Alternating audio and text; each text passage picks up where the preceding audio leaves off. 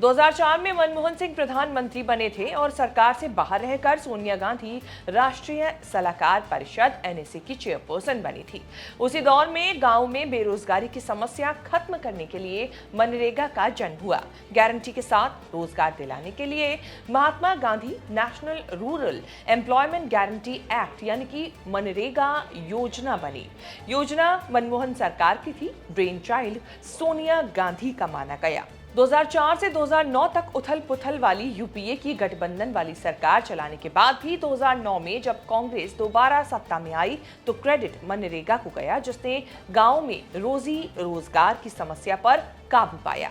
2014 के चुनावों में यूपीए की हार हुई। नई सरकार की कमान संभालते ही पीएम मोदी ने कांग्रेस की विफलताओं का स्मारक कहते हुए मनरेगा लागू रखा।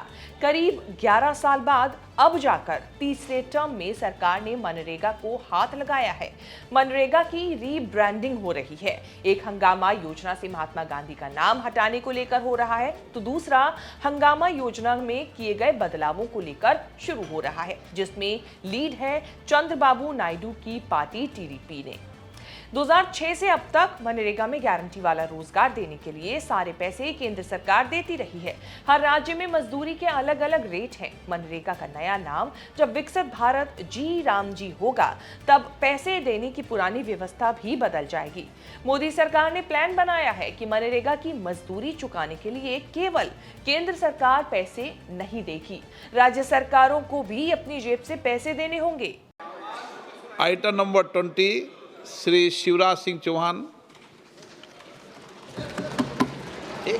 माननीय अध्यक्ष महोदय, मैं प्रस्ताव करता हूं कि मुझे विकसित भारत गारंटी फॉर रोजगार एंड आजीविका मिशन ग्रामीण VB जी राम जी विकसित भारत जी राम जी बिल 2025 को सभा में पूरा स्थापित करने की अनुमति दी जाए। जी राम जी। टीडीपी शासित चंद्रबाबू नायडू की आंध्र प्रदेश सरकार ने इस प्रोविजन पर ऑब्जेक्शन उठाया है। इंडियन एक्सप्रेस से आंध्र प्रदेश के वित्त मंत्री पयावुला केशव ने कहा कि फंड शेयर करने की शर्त चिंताजनक है। अगर हमें अपने हिस्से के तौर पर बड़ी रकम लगानी पड़ी तो इससे राज्य पर काफी बोझ पड़ेगा। आर्थिक तंगी से जूझ रहे आंध्र प्रदेश जैसे राज्य के लिए ये चिंता की बात है। हालांकि अभी हमने योजना की पूरी जानकारी नहीं देखी है। केशव ने ये तो नहीं कहा कि वो नए बदलावों का विरोध करेंगे या नहीं, बल्कि ये कहा कि पहले स्टडी करेंगे। उन्होंने 2 और प्रावधानों की तारीफ की है कि 1 साल में कम से कम 125 रोजगार की गारंटी मिलेगी। मजदूरी के पैसे हर हफ्ते मिल जाएंगे। VB जी राम जी यानी विकसित भारत गारंटी फॉर रोजगार एंड आजीविका मिशन ग्रामीण में फंडिंग को लेकर राज्यों के हिसाब से 3 अलग फॉर्मूले पर काम हो रहा है।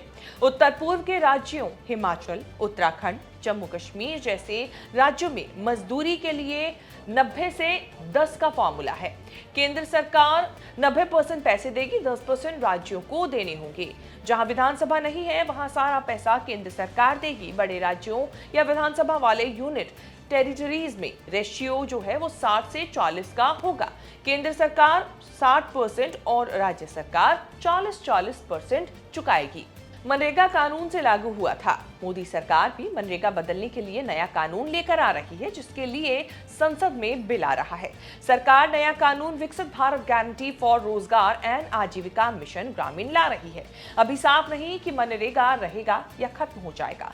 चूंकि नए बिल में महात्मा गांधी का नाम नहीं है, लेकिन नए बिल का मॉडल मनरेगा जैसा है, इसीलिए कांग्रेस की अगुवाई में विपक्ष आरोप लगा रहा है कि सरकार मनरेगा से महात्मा गांधी का नाम हटा रही है। प्रियंका गांधी ने विरोध करने में लीड ली है। विपक्ष के तमाम बड़े नेता सरकार को घेर रहे हैं कि सरकार महात्मा गांधी का अपमान कर रही है। सर, महात्मा गांधी मनरेगा में 90% अनुदान केंद्र से आता था। इस विधेयक द्वारा ज्यादातर प्रदेशों में अब 60% आएगा। इसको घटाया गया है।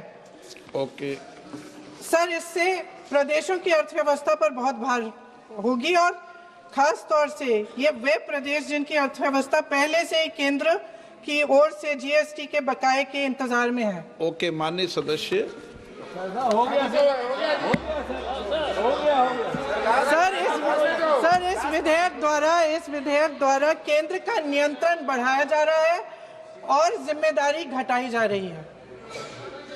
सर, जो 100 दिन का अधिकार आपने 125 करने की बात की है, लेकिन इसमें वेतन की बढ़ोतरी, आपकी जो मजदूरी की बढ़ोतरी है, इसकी कोई बात नहीं है। माननीय सदस्यों, सर, ये सही बात है कि अभी तक जो बकाया है वो ही पूरा नहीं हुआ है। नए और पुराने मनरेगा में 4-5 बुनियादी बदलाव होने जा रहे हैं। एक तो नाम बदल जाएगा, दूसरा गारंटी वाले रोजगार के दिन 100 से बढ़कर 125 दिन हो जाएंगे। मजदूरी का पैसा अब राज्यों को भी देना होगा।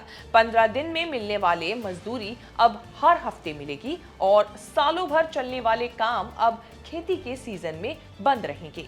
बुआई और कटाई के मौसम में 60 दिन काम बंद कर दिया जाएगा। इसका उद्देश्य बुआई और कटाई के समय मजदूरों की कमी नहीं होने देना है। मनरेगा 2006 में लागू हुआ, तब से करीब 12.25 लाख करोड़ खर्च हो चुके हैं। आधे से ज्यादा यानी कि 7.8 लाख करोड़ तो मोदी सरकार के समय खर्च हुए। योजना में बदलाव के लिए सरकार के ये तर्क हैं कि 2011-12 के मुकाबले ग्रामीण बेरोजगारी 25.7% से घटकर 2023-24 में 4.86% रह गई। दूसरा मामला ये कि फर्जीवाड़े में सरकार ने 194 करोड़ रुपए लूट लिए। इस रिपोर्ट को लेकर आपकी क्या राय है, कमेंट करके जरूर बताएं और इस तरह की खबरें आगे भी देखने के लिए बने रहें न्यूज़ तक के साथ। लालू प्रसाद यादव की पार्टी का आप पक्ष रखते हैं, उनसे मुलाकात का कोई एक वाकया जो आप याद करना चाहती हैं और जो आपको हंसाती भी है, गुदगुदाती भी है और जिसे आप हमेशा सहेज कर रखना चाहेंगी? हमेशा जैसे पहली बार मैं गई थी मिलने के लिए उनसे, तो मुलाकात उस तरह से नहीं हो पाई। लालू जी निकल रहे थे तो हम सिर्फ बोले, अपना नाम बोले, प्रियंका भारती, बस इतना बोले। तो फिर बोले लालू जी कि ठीक है भारती, मुलाकात होगी, बस इतना बोले। और फिर मुझे लगता है कि 1 सप्ताह बाद ही हम लोग जितने छात्र विंग के यूनिट के लोग थे दोबारा लालू जी से मिलने के लिए गए। उस एक क्षण का, उसे 10 सेकंड का भी उनके भीतर था मन में याद।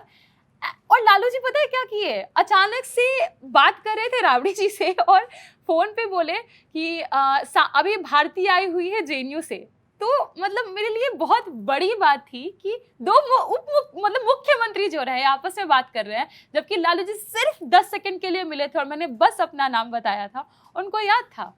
और सिर्फ इतना ही नहीं, मेरे गांव की मतलब फतुहा में एक वार्ड है, एक वार्ड की एक महिला होती हैं, मालो देवी उनका नाम था, दलित समुदाय से आती थी।